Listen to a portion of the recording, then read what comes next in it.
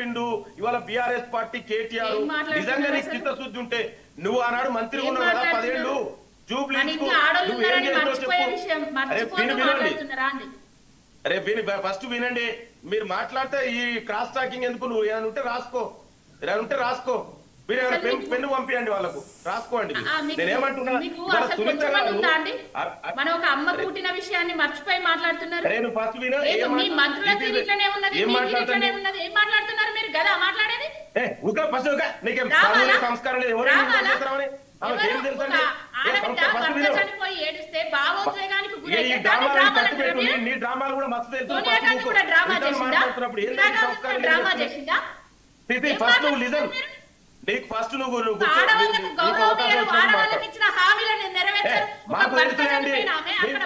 శ్రీనివాస్ గారు నాకు మహిళ అంటే గౌరవం, వాళ్ళని మాట్లాడొద్దని చెప్పండి.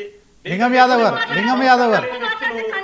నువ్వు సంస్కారం లేని వ్యక్తివి, సంస్కారం లేని వ్యక్తి ఏదో ఇష్టం మాట్లాడితే బాగుండదు. చదువుకున్న వ్యక్తి డిగ్రీగా మాట్లాడుతున్నా. ఫస్ట్ నీకు ఏదైనా డౌట్ ఉంటే అడిగి మోడరేటర్ గారు అడగండి. శ్రీనివాస్ గారు అరే ఫస్ట్ మీరు వినండి, నీకు అవకాశం వచ్చినప్పుడు ఇది నువ్వెంత నేనెంత మాట్లాడాను కాదు. ఇదే సంస్కారం ఉంటుంది. ఎవరు పడతారని డోంట్ ఇన్వైట్ అండి. ఇది నాటవే ఆమె ఏం మాట్లాడు, సంస్కారం లేని సభ్యత లేని చదువుకొని వచ్చి నువ్వు పార్టీలో ఫస్ట్ చదువుకొని రా, ఏది పడితే వచ్చి నీ ఇష్టం మహిళ ఇష్టం మాట్లాడ బాగుండదు. నాకు మహిళలు గౌరవం, నేను చూస్తే ఆ గౌరవం కాపాడుకో.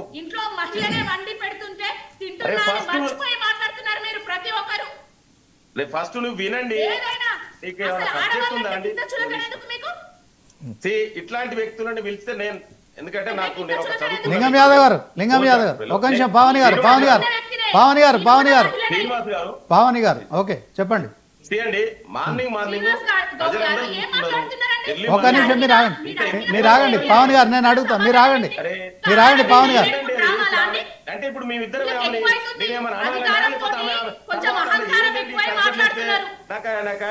ఒక నిమిషం ఆగండి, చెప్పండి.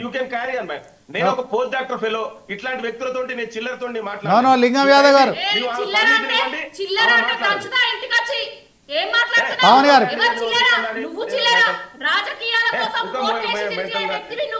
ఎర్లీ మార్నింగ్ ఏందండి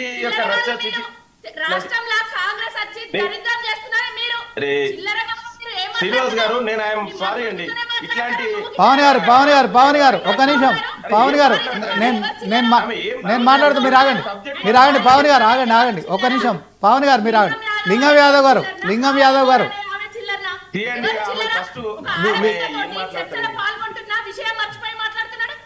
నీకు అసలు సబ్జెక్ట్ చర్చ మాట్లాడండి. ఆమె సబ్జెక్ట్ తెలుసో లేదు, ఇప్పుడు ఆమె మాట్లాడినిచ్చారు, మేము ఇంటరప్ట్ చేయలేదు.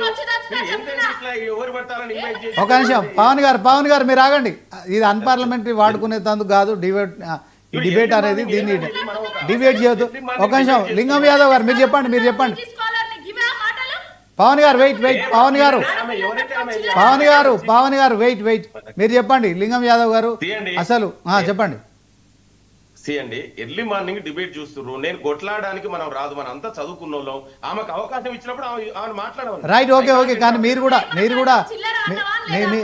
కూడా సాహిత్యంగా మాట్లాడండి. మనం ఎవరిని కూడా తెలుసా లేదా 10 మాటలు ఏం మాట్లాడతారు?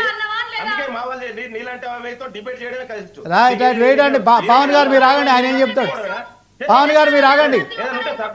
లింగం గారు మీరు మాట్లాడండి. పావన్ గారు ఒక నిమిషం ఆగండి. లింగం యాదవ్ గారు మీరు మాట్లాడండి. ఆయన మాట్లాడిన తర్వాత మీరు మాట్లాడండి. అవకాశం వచ్చినప్పుడు మాట్లాడు. ఓకే మీరు మాట్లాడండి.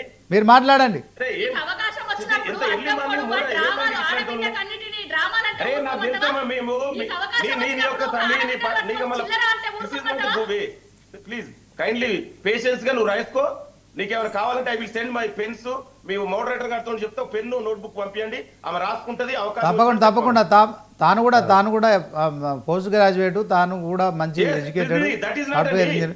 సో మనం ఇక్కడ డిబేట్ చేసేది దీంట్లో మహిళల ఇష్యూ ఏదైతే మహిళ ఆమె సరే ఇక్కడ సమస్య ఏంది సబ్జెక్ట్ మీద మాట్లాడదాం. సునీత గారు ఎవరో వాళ్ళు పార్టీ వాళ్ళు ఏదో అన్నారని, ఇవాళ ఎవరేమన్నారు? పార్టీ వాళ్ళు ఎవరో కాదండి, ఇదే కేసీఆర్. నేను ఒక్కసారి కవిత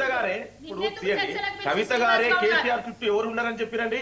దయ్యాలున్నాయి, వాళ్ళ చుట్టంతా ఎవరున్నారు. కవిత గారే స్వయంగా కేసీఆర్ బిడ్డే చెప్పింది. వీళ్ళు మాట్లాడడానికి ఇవాళ మనం దేని మీద చర్చ పెట్టాలండి? ఎలక్షన్ వచ్చినప్పుడు నేను అదే మాట్లాడుతున్నా. ఎలక్షన్ వచ్చినప్పుడు అభివృద్ధి, సంక్షేమం, నీ 10 ఏళ్ల పాలన, ఇవాళ నీకు దమ్ముంటే దాని గురించి మాట్లాడు. ఇవాళ మా 20 నెలల పాలన గురించి మేము మాట్లాడతాం. మీకు 3 సార్లు అక్కడ మాగంటి గారు గెలిచారు, ఏం అభివృద్ధి చేశారు? ఇవాళ బోరబండ బస్తీలు, అదేవిధంగా రహమత్ నగర్ గానీ, ఇవాళ యూసఫ్ కూడా బస్తీలు గానీ, అక్కడ రోడ్లు గానీ, జూబ్లీహిల్స్ లో పేరుకే అది జూబ్లీహిల్స్ కాన్స్టిట్యున్సీ, అక్కడ మెజార్టీ ప్రజలు middle class, lower middle class, స్లమ్ల వ్యక్తులు ఉన్నారు. అక్కడ రోడ్లు గానీ, డ్రైనేజీలు గానీ, అక్కడ ఏమన్నా వ్యవస్థ ప్రజల బాగులు మారినాయా? బీఆర్ఎస్ 10 ఏళ్ల పాలనలో అక్కడ ఏమన్నా చేంజ్ వచ్చిందా?